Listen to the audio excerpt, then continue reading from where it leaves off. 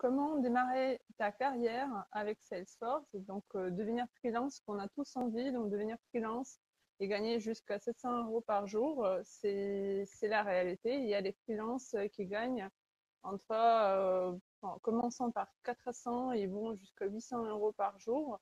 Moi, aujourd'hui, je facture 650 € par jour sur les missions courtes et sur les missions un peu plus longues, je vais entre 550 et 600 €, donc en fonction de mission.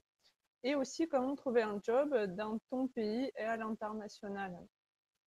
Donc, aujourd'hui, vous êtes là parce que vous êtes sûrement dans l'une des situations suivantes.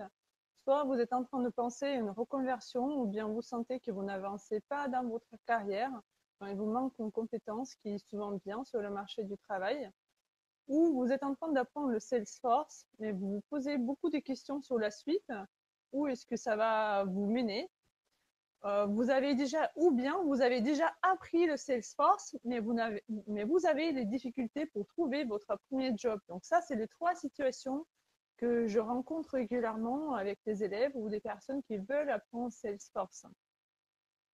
Et ben, pour réussir, aujourd'hui, il vous faut donc une compétence qui est recherchée sur le marché du travail, telle que Salesforce, par exemple, une expérience professionnelle, parce qu'on ne va pas se le cacher, et toutes les entreprises vont vous demander de l'expérience, même si vous allez apprendre Salesforce, ils vont quand même vous demander de l'expérience, mais aussi le courage, la patience et apprendre à se débrouiller. En gros, il vous faut entre 3 et 6 mois pour réussir le démarrage de votre nouvelle carrière. Donc, si vous êtes en reconversion professionnelle, par exemple, il vous faut, je vois qu'ils commencent au bout de 20 ou 25%, et ils arrêtent l'apprentissage et ils passent à autre chose. Il y a des élèves qui, avant, je faisais des cours en ligne dans des petits groupes, et ils s'inscrivent et il y en a, ils commencent au bout d'un mois, ils disent ouais, non, je ne suis pas certain. J'étais mentor aussi chez Open Classroom. J'ai vu exactement la même situation au bout de 2 mois maximum. Donc, les gens, après, ils ne tiennent plus. Ils perdent patience, en fait, et ils veulent trop vite les résultats. Et ce n'est pas possible.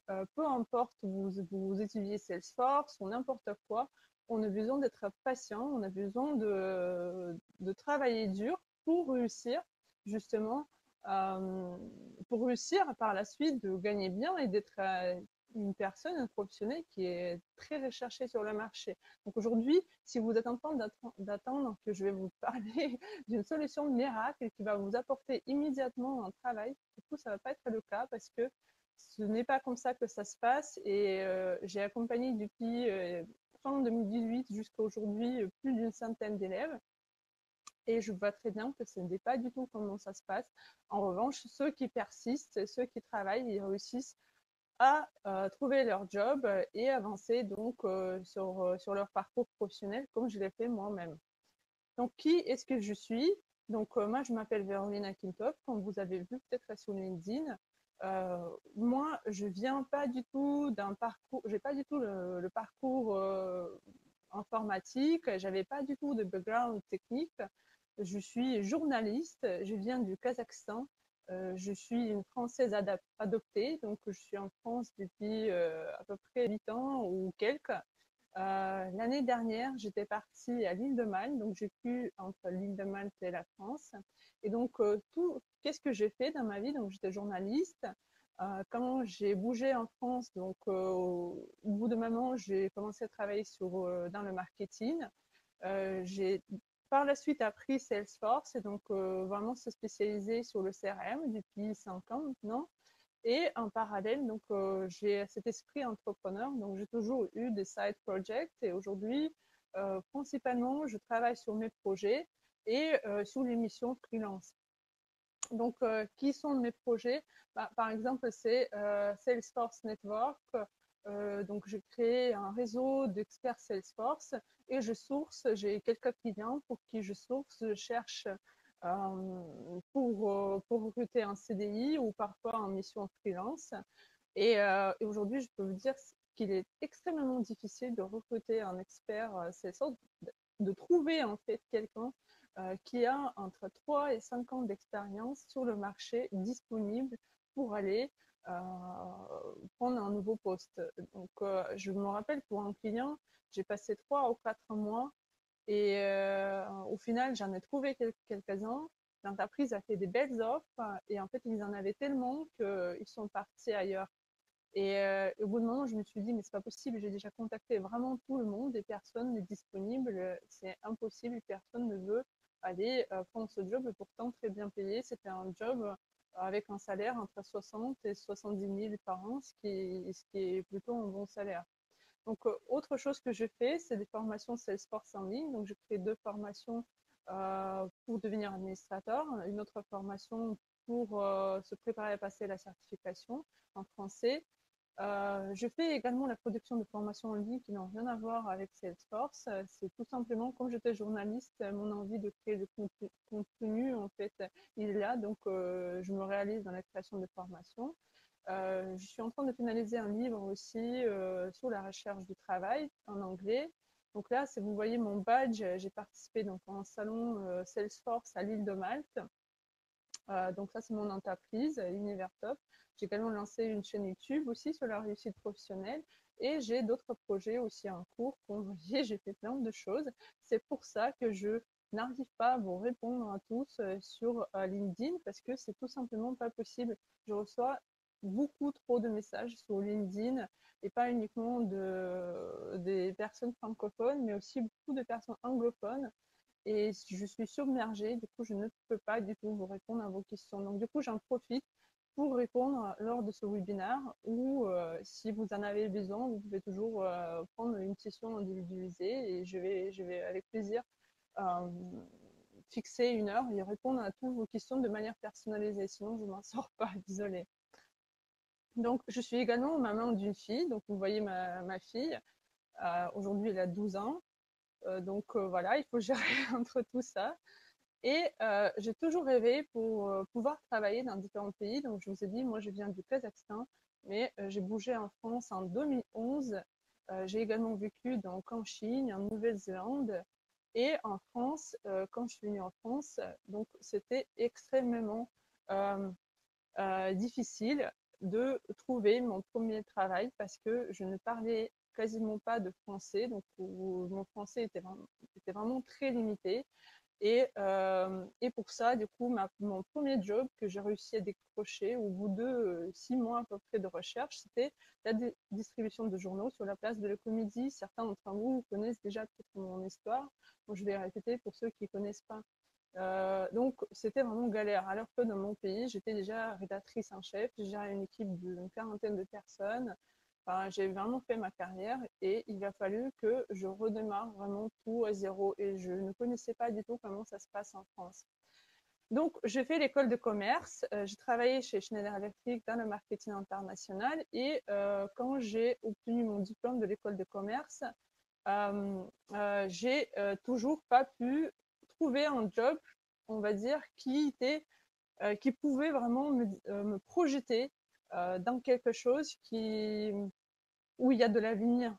Donc, on m'a proposé des jobs, je ne sais pas, chef de projet, par exemple, où il faut parler le russe, ce genre de choses. Donc, du coup, on me mettait vraiment dans une case et je ne voulais pas rester dans ces cases où absolument je dois parler le russe ou autre. Je me suis dit, je fais quand même les écoles, je fais quand même une école de commerce, je travaille dans le marketing international, il me faut quelque chose qui va me propulser, qui me permettra de devenir le professionnel sur le marché du travail, malgré le fait que le français, ce n'est pas ma langue maternelle et que je ne puisse pas écrire parfaitement en français, qu'ils vont fermer les yeux sur ça parce qu'ils auront vraiment besoin de moi. Et donc, chez Schneider Electric, j'avais découvert Salesforce et tout le monde en a parlé, plus ou moins. Et par la suite, donc j'ai fait mes études de marché, j'ai vu qu'il faut absolument que je me dirige vers l'informatique. Or, je ne maîtrisais pas du tout l'informatique, j'étais vraiment très très nulle en informatique, même les choses techniques, je n'arrivais pas à les faire. Et par chance, une de mes camarades d'école, elle m'a dit, écoute, il y a une entreprise qui recrute, qui cherche des personnes qui veulent apprendre Salesforce. En revanche, il faut absolument que tu fasses une formation. Et donc, je me suis inscrite et j'ai fait une formation. Je fais tout un parcours. Ça m'a pris 6 mois à peu près pour faire cette reconversion. Et ensuite, j'ai commencé mon premier job en tant que consultante Salesforce d'abord, et petit à petit, après, j'ai grimpé. Je suis devenue freelance assez rapidement parce qu'à cette époque, il y avait un petit peu moins de juniors, on va dire, sur le marché que maintenant. Aujourd'hui, il y a un petit peu plus de juniors sur le marché. En plus, le marché est un petit peu plus compliqué. Je vais vous en parler un petit peu plus tard. Donc, moi, je suis devenue freelance à peu près au bout d'un an et demi, 2 ans avec un taux journalier de 4 à 150 euros. J'ai démarré, après j'ai monté jusqu'à 560 et aujourd'hui donc 650 euros. Mais ça ne s'arrête pas là, c'est pas que parce qu'on a appris une fois que ça s'arrête là, il faut tout le temps être dans l'apprentissage, je vais vous expliquer un petit peu plus tard. Donc pourquoi est-ce que je pense que le fait de connaître Salesforce signifie avoir une compétence qui se vend bien sur le marché? Bah, tout simplement, si on prend le map, la carte d'économie Salesforce, ça c'est, je fais un screenshot depuis le site officiel de Salesforce, on peut voir que Salesforce, euh, Salesforce propose énormément de jobs, et ça c'est la carte, elle dit New Business Revenue, et ils disent qu'il y aura plus de 3 millions d'emplois, si je ne me trompe pas. Enfin, il y a vraiment beaucoup de jobs d'ici 2022 qui vont être créés grâce à l'économie Salesforce. Et d'ailleurs, en France, je vais vous montrer ou envoyer par la suite par mail, en France aussi, Salesforce va créer énormément de jobs. Et ça, c'était l'annonce qui était faite par un des dirigeants de Salesforce en France, un des directeurs en France, qui a dit que Salesforce va créer beaucoup d'emplois aussi en France.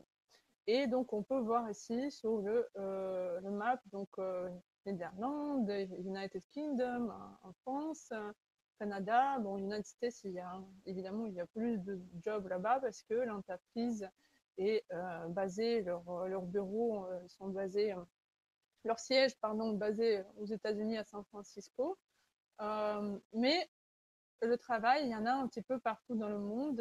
Et ça, c'est ça ce qui est cool avec Salesforce, qu'une fois que vous connaissez la solution, vous n'êtes pas fermé, comme moi, par exemple, avec mon background de journaliste. Bah, si je parle russe, bah, je peux écrire qu'en Russie. Alors qu'avec Salesforce, peu importe le pays où vous allez, vous avez exactement les mêmes compétences, vous pouvez les appliquer dans tous ces pays-là. Et donc, quels sont ces salaires des administrateurs Salesforce? Ceux qui sont déjà dans le sujet le savent, je vais le répéter pour ceux qui ne le savent pas. Donc, ici, le tableau, donc je vais m'arrêter uniquement sur la France. Donc, pour le junior, pour la France, ça commence entre 28 000 et 38 000 à peu près, en fonction vraiment de votre background. Par exemple, si vous avez un background fort technique, bah, évidemment, on va vous proposer un salaire de démarrage un petit peu plus élevé. Si vous êtes vraiment dans la reconversion, comme j'ai eu des consultants, par exemple, à Lyon l'année dernière, qui venaient de parcours biologie ou chimie, eux, ils démarrent avec des salaires un petit peu plus basses. Moi, j'ai commencé avec un salaire de 34 000, ce qui était plutôt correct pour un junior. Et c'était même plus haut si je comparais par rapport au poste, par exemple, où on demandait déjà 2-3 ans d'expérience dans le marketing. Et donc, par la suite, ça évolue plus ou moins comme ça. Les seniors, encore une fois, pour les seniors aussi, c'est vraiment différent parce que ça dépend beaucoup de la personne et d'autres compétences supplémentaires. Donc, il ne suffit pas juste de connaître Salesforce. Voilà, il joue sur le salaire. Qu'est-ce qu'il joue aussi si vous parlez l'anglais, par exemple, si vous avez fait d'autres choses. Donc, c'est l'ensemble qui va jouer. Mais en moyenne, c'est ça. Les salaires sont comme ça, donc entre 45 et 58 000 à l'année. Donc, la question qu'on se pose, où est-ce que je vais pouvoir travailler une fois que j'ai appris Salesforce? Il y a différentes possibilités. Soit vous travaillez chez les clients de Salesforce, ce sont les entreprises qui ont intégré Salesforce en interne, on l'appelle les clients finaux.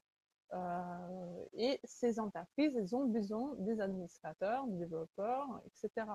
Et donc, pourquoi est-ce que je ne conseille pas les juniors de commencer à travailler directement chez les clients finaux? les clients de Salesforce, tout simplement parce que quand vous démarrez votre carrière, quand vous démarrez à travailler sur une solution qui est complexe, de même, il y a plein de petits détails. Elle n'est pas compliquée, mais il y a beaucoup de choses à savoir. Il faut quand même qu'il y a des gens qui vous aident. Et ces gens-là, vous allez pouvoir retrouver chez les intégrateurs. Alors que le client, souvent je dis, parce que ce n'est pas toujours le cas, dans les grosses entreprises, il y a des équipes, mais souvent, il arrive qu'il n'y a pas d'équipe dédiée Salesforce. Et donc, si vous allez vous retrouver seul en tant que junior, ça va être très difficile. Il n'y aura pas de manager qui maîtrise Salesforce qui va venir vous aider. Et donc, il va falloir se débrouiller seul et ce n'est pas évident. En revanche, s'il y a une équipe, si vous allez avoir un chef de projet Salesforce, là, du coup, c'est autre chose. Et encore une fois, il ne faut pas trop compter non plus parce que comme il y a peu de seniors sur le marché, du coup, ils sont débordés. Ils ne vont pas forcément avoir le temps aussi de vous former, mais c'est mieux quand même d'avoir une équipe. Et une équipe, vous allez pouvoir trouver chez les intégrateurs. Les intégrateurs, ce sont les entreprises qui intègrent la solution Salesforce ou d'autres solutions aussi chez les clients finaux, donc chez ces clients-là.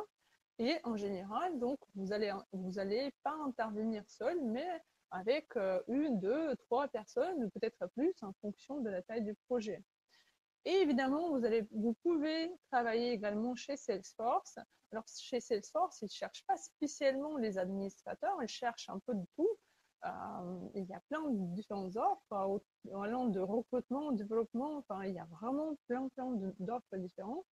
Et ils ne demandent pas forcément sur toutes les offres la maîtrise de Salesforce. Bon, c'est un plus, évidemment, vous allez travailler chez Salesforce, c'est mieux de maîtriser Salesforce, mais j'ai regardé les descriptions de leurs offres et ils ne demandent pas toujours de maîtriser la solution. Donc, en revanche, si vous voulez vraiment démarrer votre carrière, ces deux possibilités sont envisageables pour vous en tant qu'expert Salesforce. Alors, donc, je vais regarder s'il y a des questions, parce que je vois qu'il y a des questions qui arrivent sur LinkedIn, donc il y a forcément des questions. Ok.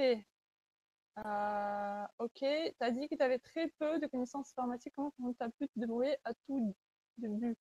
Ça a été super difficile, vraiment. C'était vraiment très difficile. Et en plus, là où j'ai fait la reconversion, donc moi j'ai fait la reconversion chez un organisme, dans un organisme de formation. Et là-bas, il n'y avait que 5 jours. On n'avait que 5 jours pour Salesforce. Je sais qu'ils font dans les parcours un petit peu plus longs, mais pour nous, c'était que 5 jours. Et j'étais, comme je dis maintenant, un peu assistée. Je vois parmi certains élèves comme ça et je me reconnais parce que j'étais comme ça, j'étais comme une assistée. J'arrêtais pas de demander et ça on fait comment, et ça on appuie comment, et quel bouton. J'arrêtais pas de demander les gens et je sais qu'il y a au bout d'un moment ils arrêtaient de me parler parce que j'arrêtais pas de les solliciter. Et aujourd'hui, donc, je me rends compte que la meilleure solution d'apprendre, c'est vraiment d'aller chercher par soi-même parce que Salesforce, il y a énormément d'articles que Salesforce met en ligne aussi. Par exemple, si vous avez des questions, il y a la communauté, etc. Et donc, voilà, c'est avec le temps. Après, avec le temps, avec de la persévérance, ça vient petit à petit. Mais oui, pour moi, je pense que vous m'entendez mal? Vous m'entendez mal? Alors, donc, je vais essayer d'augmenter. Est-ce que là, c'est bon? S'il vous plaît, ne m'envoyez pas de message là sur LinkedIn parce que je suis uniquement là sur Demio. Je ne pourrais pas regarder les deux. Du coup, poser les questions ici, c'est mieux parce qu'en parallèle, je ne peux pas regarder Demio et plus LinkedIn. Ok, ben faible. Là, j'ai mis au max. Le son est faible. Bon, je vais essayer de pas. Si c'est pas bon, donnez-moi un instant, je vais prendre, j'ai un autre micro. Ah, c'est mieux. Ok, bah j'ai un autre micro un instant. Ça allait quand même avant, vous avez entendu quand même ce que je disais avant? Parce que là, du coup, je m'inquiète. Ok, parfait. Ok, bon, super, merci. Ok, on continue. Donc, tac, tac, tac. Ok, je passe sur ce slide. Et donc, ok, donc vous pouvez commencer comme ça. Ensuite, donc, c'est quoi exactement, quels sont les métiers donc autour de Salesforce? Là, j'ai mis les métiers en général, voilà, que vous pouvez retrouver dans les offres, mais en réalité, le Salesforce, vous pouvez utiliser dans d'autres branches également. Donc, par exemple, si aujourd'hui vous allez apprendre Salesforce, vous pouvez devenir administrateur Salesforce, vous pouvez devenir consultant Salesforce, vous pouvez faire du business analyse, vous pouvez être pre-sales consultant, vous pouvez être développeur. Mais en fait, c'est quoi la différence? Souvent, on ne comprend pas c'est quoi la différence entre administrateur, consultant, business analyst et pre-sales consultant. En réalité, moi, j'ai fait les quatre parce que les quatre sont vraiment, ils se touchent quand même, et en fonction de projet, on peut faire soit l'un, soit l'autre. Donc, par exemple, c'est qui l'administrateur? Bah, c'est la personne qui va vraiment paramétrer les choses dans Salesforce, qui va aller faire des paramétrages, je sais pas, créer l'utilisateur, créer des profils, faire tout ce travail technique, travailler donc recevoir les demandes des utilisateurs. Par exemple, ils vous disent j'ai besoin une règle de workflow, j'ai besoin de ci, j'ai besoin de ça, et c'est l'administrateur qui gère ça, c'est lui qui fait toutes ces configurations. C'est qui le consultant? Alors du coup, le consultant, il a à la fois la casquette d'administrateur, mais aussi la casquette de business analyst, on va dire. En fait, son rôle, c'est quand même de conseiller. Donc, il va aller faire des workshops avec l'utilisateur, il va recueillir les besoins, il va peut-être faire les propositions, il va faire les spécifications fonctionnelles, il va faire de la doc. Mais sincèrement, ça change tellement de l'entreprise à l'entreprise et parfois les entreprises ont du mal aussi à définir c'est quoi le consultant, c'est quoi l'administrateur. Du coup, bah, ils se disent bon, ok, il y a un peu de conseil ici, on va dire que c'est un consultant. Ici, il y a que de la configuration, on va dire que c'est l'admin. Mais je vous dis, de l'entreprise à l'entreprise, ça peut changer. Et le business analyst, lui, il est censé de vraiment analyser les processus de métier, par exemple, de dire, OK, ici, on a besoin d'améliorer quelque chose. Par exemple, moi, j'ai fait du business analysis chez Cision. Et on a fait un audit, j'ai dû voir en fait les équipes commerciales et marketing, et donc de comprendre comment exactement ils travaillent, quelles sont leurs tâches, et donc de créer tout le parcours de A à Z, du moment quand ils capturent un lead, par exemple quand ils qualifient ce lead, qu'est-ce qu'ils font par la suite, et réfléchir comment je peux automatiser ces tâches, comment je peux gérer tout ça avec Salesforce. Donc du coup, ça va au-delà de juste configuration, c'est un travail de réflexion un peu plus poussé. Et pre-sales consultant, c'est la personne qui connaît techniquement la solution et qui va aller faire de la vente directement chez le client. Donc, c'est quoi la différence entre sales consultant et pre-sales? Encore une fois, ça peut varier de l'entreprise à l'entreprise, mais de manière générale, le commercial, il connaît un peu la solution. Son rôle, c'est d'aller vendre. Mais pour aujourd'hui, pour convaincre le client, parce qu'il ne suffit pas de l'accrocher avec lui, il ne suffit pas d'envoyer un devis, il ne suffit pas de faire toutes ces tâches commerciales. Le client aujourd'hui, il a aussi les connaissances Salesforce, il est éduqué, il connaît parfois même plus que consultant Salesforce. Donc, on a besoin d'envoyer un pre-sales consultant qui connaît la solution et qui pourra convaincre que on connaît suffisamment bien ces solutions, on a bien compris le besoin, on est prêt à vous proposer quelque chose. Donc, il faut que cette personne soit forte aussi techniquement, par exemple, au niveau d'un administrateur. Encore une fois, ça dépend des exigences de l'entreprise. Et du coup, il va faire à la fois de la vente et à la fois donc l'analyse technique pour pouvoir convaincre par la suite le client. Par exemple, je travaillais chez Deloitte et on a fait des démos. On est allé chez le client et pour le client, on a préparé des démonstrations. Et donc, il a fallu quand même faire les configurations, mais de faire ces configurations d'une manière que ça soit vendeur, que ça puisse convaincre le client.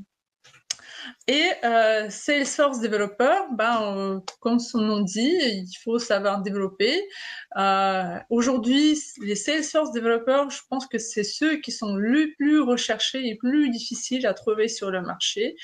Alors, il y a les juniors, encore une fois, mais dès que vous avez 1 an d'expérience, c'est vraiment très facile à décrocher un travail. Il y a l'émission également en télétravail, peu, mais il y en a, surtout en ce temps de crise, je vois, on m'envoie des missions, mais moi je suis pas développeuse, du coup je peux pas les prendre ces missions. Le problème avec les développeurs que je vois, parce que j'ai intervenu chez les développeurs l'an dernier dans un centre de formation, mais uniquement sur la partie administration.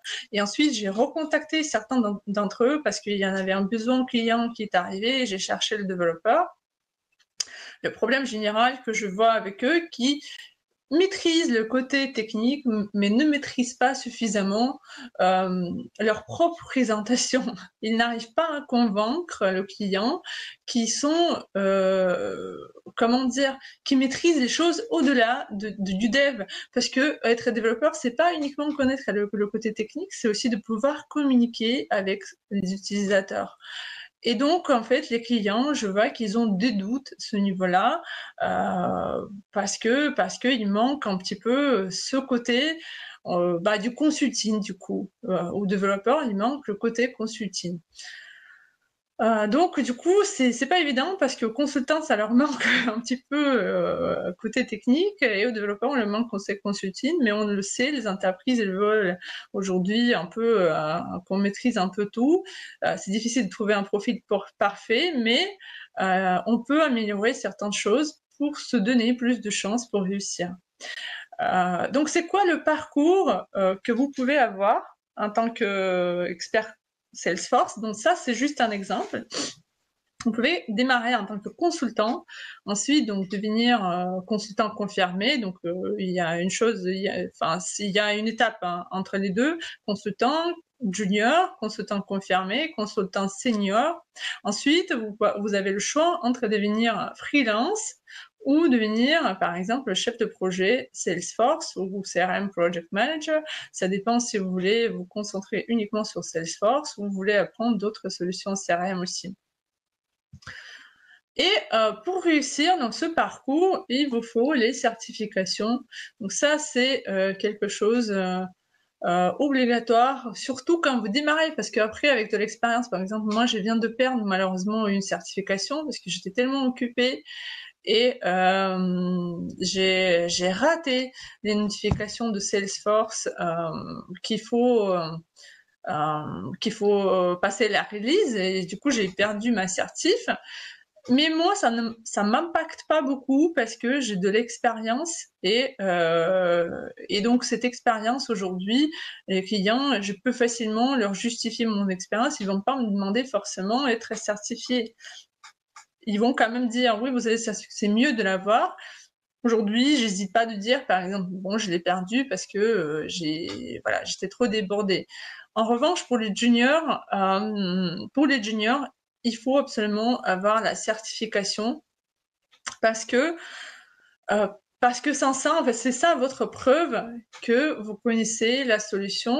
Pourtant, moi, personnellement, je pense que c'est pas suffisamment d'avoir la certification, parce qu'on peut s'entraîner à apprendre par cœur, questions-réponses, et j'ai vu des personnes qui passent la certif en 5-10 jours, ils apprennent par cœur les questions-réponses, mais ensuite, ils ne maîtrisent pas du tout la solution, mais ça rassure quand même les gens, ça rassure les clients, surtout que si vous n'avez pas d'expérience, il faut l'avoir, l'assertif, c'est ça ce que vous devez viser.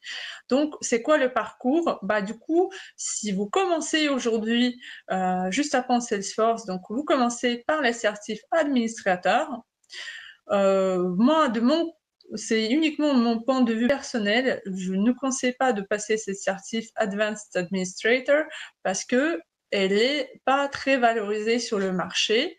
En revanche, quand vous passez l'administrateur, ça vous donne l'accès à la passation des certifications par la suite. Par exemple, pas toutes, parce que Marketing Cloud, on peut passer sans administrateur, mais par exemple, Sales Cloud, il faut obligatoirement être administrateur pour pouvoir accéder donc à l'étape suivante.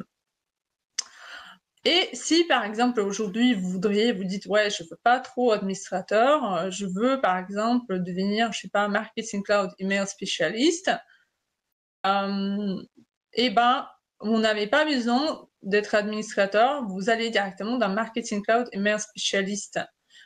Donc, je connais pas pour tous, donc qu'est-ce qui donne droit à quoi, parce que je sais que admin par la suite ça donne l'accès à Sales Cloud, et si je me trompe pas à Service Cloud, ça il faut vérifier. Vous pouvez vérifier ça facilement en fonction de ce que vous voulez faire. Je sais pertinemment que vous n'avez pas besoin d'avoir l'admin pour devenir Marketing Cloud Email spécialiste, ou parce que ça n'a rien à voir, c'est deux solutions. Enfin, ça reste Salesforce, mais c'est deux solutions quand même différentes.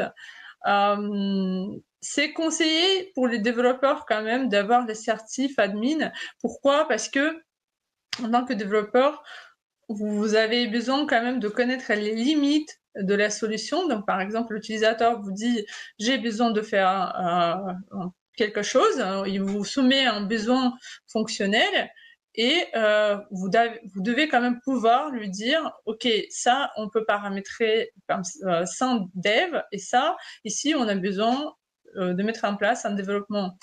Et d'ailleurs, même chez Open Classroom, par exemple, ils commencent tous par l'administration parce que c'est logique, on peut pas aller tout de suite apprendre dev sans connaître un minimum la solution au niveau administrateur. Donc, ok, juste pour l'exemple, donc c'est quoi les tâches d'un administrateur? Donc là, c'est un screenshot. C'est un screenshot d'un job offer en anglais pour le coup.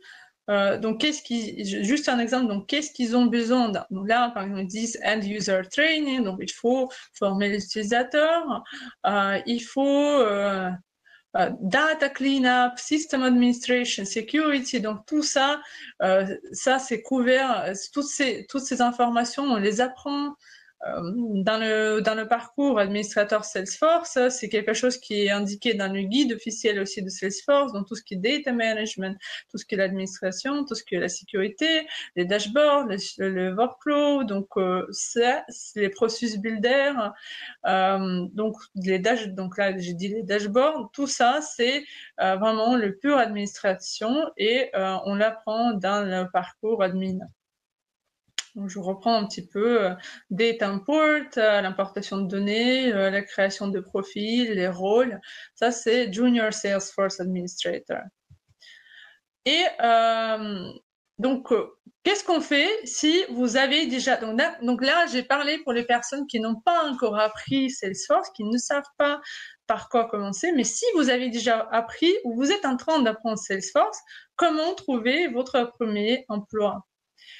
Et donc, du coup, il n'y a pas de, comment dire en anglais, on dit en anglais shortcuts. Il n'y a pas de mi-chemin, on va dire. Il va falloir beaucoup travailler. Il faut pratiquer au maximum sur les différents projets, si vous en trouvez, ou pendant ce que vous faites sur Trailhead, ou par exemple sur certains projets que j'ai fait avec certains de mes élèves. Aussi, trouver une mission de volontariat à distance ou sur place. Ça, c'est quelque chose qui se pratique beaucoup en Angleterre. J'avais accompagné aussi une élève en Angleterre et elle a dit qu'elle a envoyé une centaine de CV. Au final, elle a trouvé dans une association une mission de volontariat, donc 3 heures par semaine, un télétravail. Et elle s'est dit, au début, elle a voulu aussi trouver un job. Ensuite, elle a dit, bon, je sens, elle a dit, je sens que même si je vais prendre un job, je ne suis pas prête, j'ai peur que je vais rater. Donc, du coup, je vais prendre une mission de volontariat d'abord pour pour ne pas rater justement, pour ne pas être démissionnée. Ce qui se passait pour une de mes élèves d'ailleurs, elle a trouvé un travail, mais par la suite, elle l'avait perdu parce que c'était chez un client final et il n'arrivait pas à suivre en fait toute cette charge de travail, il n'arrivait pas à l'assumer. Donc au bout de 2 ou 3 mois, malheureusement, elle a perdu son job. Et c'est pour ça qu'il faut plus s'entraîner parce que une fois que vous avez pris votre job, bah, il faut, du coup, ça va être compliqué dans les premiers mois. En revanche, si vous êtes chez un intégrateur, ça va être un petit peu moins compliqué dans le sens que vous n'allez pas être seul. Et donc du coup, c'est vraiment en fonction de profil, en fonction de en fonction de votre background. Donc, vous pouvez trouver une mission de volontariat à distance sur place. Donc la question est comment est-ce que je trouve cette mission de volontariat? Bah, ça se trouve comme n'importe quel travail. Il faut donc identifier soit les associations, par exemple, qui utilisent Salesforce, soit les petites entreprises. Souvent, ce sont des PME ou vraiment des petites entreprises qui ont mis en place Salesforce, mais qui n'ont pas de budget de prendre un consultant à 600 € par jour, c'est pas possible pour eux. Du coup, ils vont être ravis que vous êtes là en train d'essayer de les aider. Donc, pour ça, comment est-ce que vous les trouvez? Bah, c'est la question, c'est comme avec tous les clients. Comment est-ce qu'on trouve les clients? Comment est-ce qu'on trouve un job? Il faut se débrouiller, il faut chercher qui travaille où, il faut fouiller sur LinkedIn. Enfin, il y a des stratégies à mettre en place. Mais c'est possible à trouver.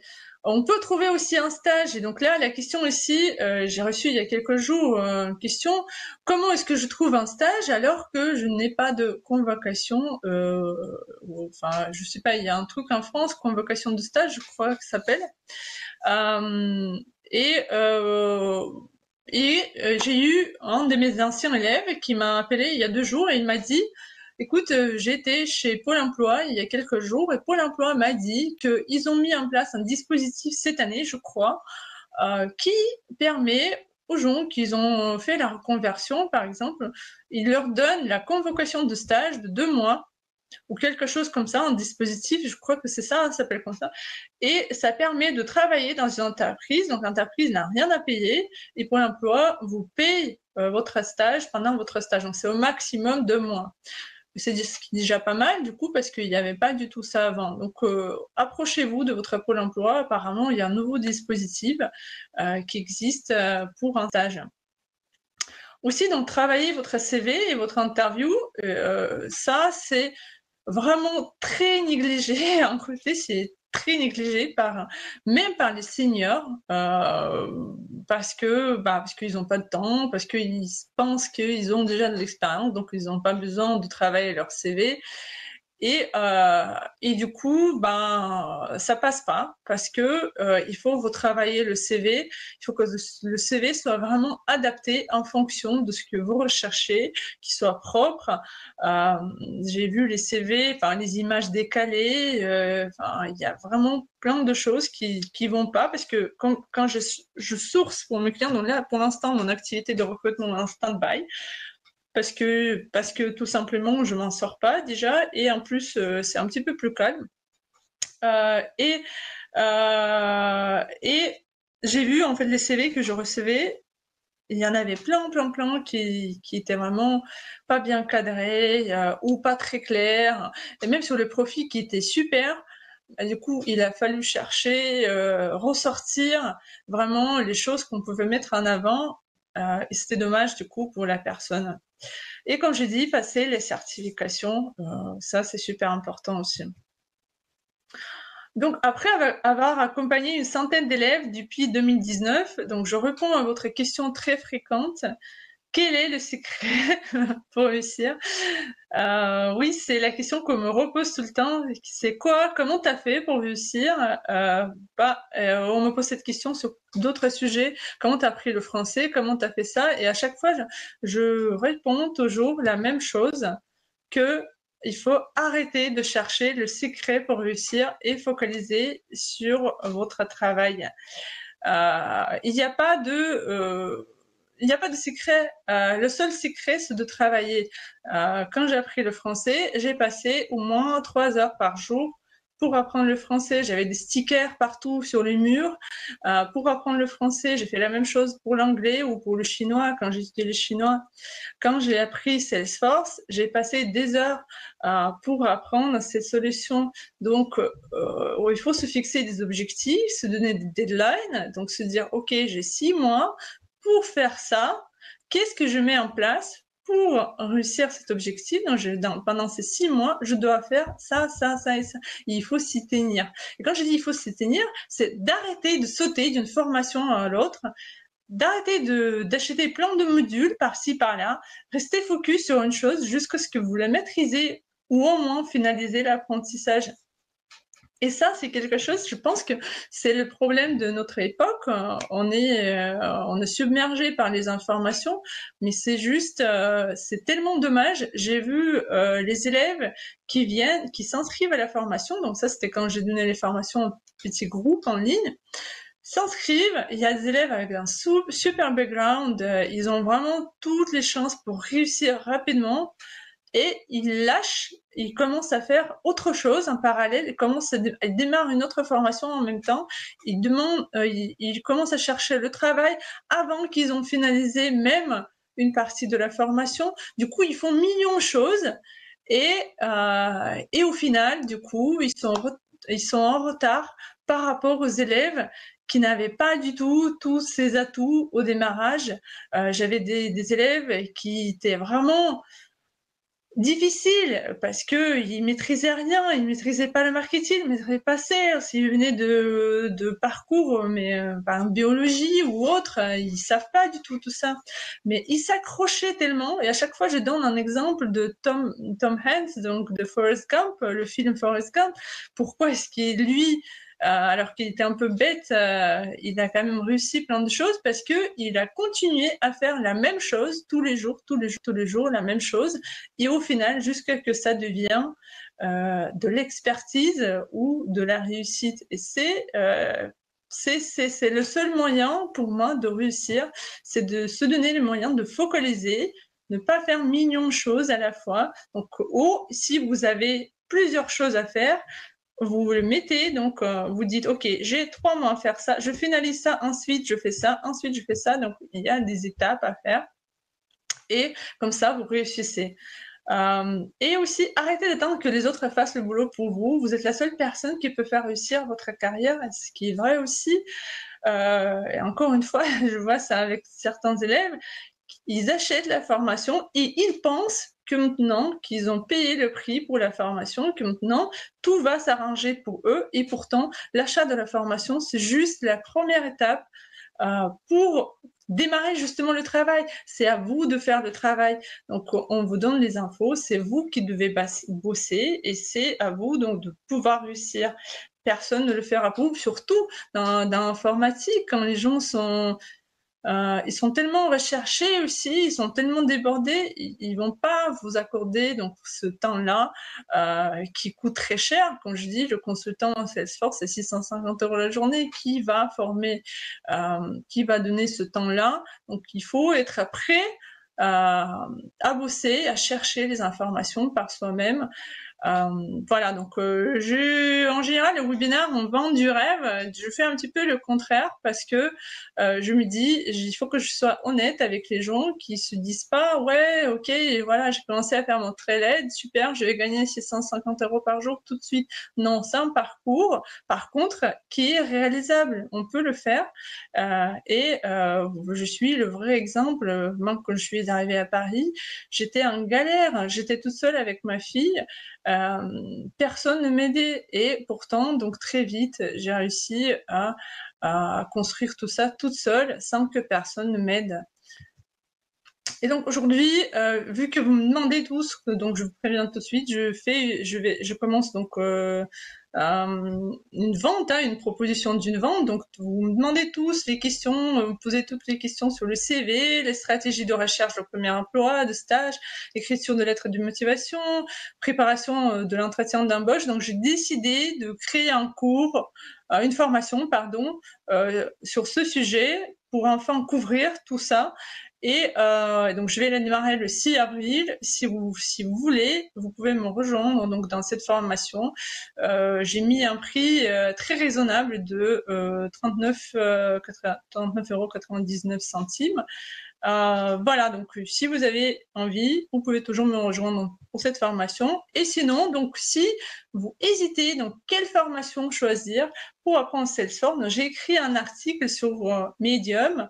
Donc quelle formation choisir, tu as 5 choix et donc où j'explique comment on peut choisir, où est-ce qu'on peut trouver quelle formation. Donc vous pouvez faire TrailHead, évidemment, vous pouvez trouver des organismes de formation. Le problème avec les organismes de formation, qu'il faut préparer les dossiers, il faut faire toutes ces démarches administratives. Vous pouvez faire les formations sur Udemy, les formations en anglais, donc ma formation aussi en français.